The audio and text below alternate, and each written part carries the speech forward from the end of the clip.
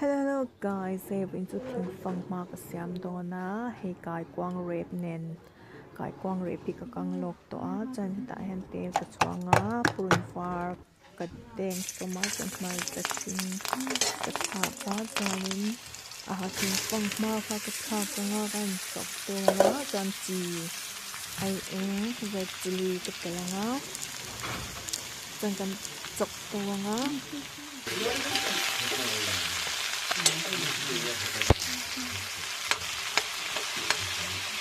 đây là cái cần chỉ nó mình để cho nó còn một cái nào thì cái hạt là nó mua thinh phong ma hi in ui đó nó những cái video là cái hi dịch nó vào cái thì nó sẽ làm sao đó nhớ rồi cũng cái đầu lạ cái thể cái cái bên trang sử là vậy hệ bùn vào rồi này hệ bùn vào cái thà cả như cần mix lại đồ ngó cho những cái thà cả ngó Ahindo to ti na han ti ka sa ka mo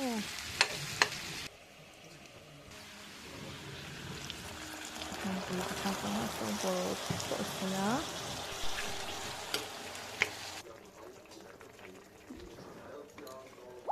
ba ko hit lem te ka thak le nga ka ba ko hi a voi de to ni no chen kai kong ka te la nga kai quang cái tự như là hen à sâu bờ xin ạ trên bạc của cái tự con á giờ những cái phần là sau mình nghĩ cái phần rồi lâu tết chìm lệ ngắm mù rồi lâu tết chìm lệ ngó tụi ít đấy mình là còn đậu xe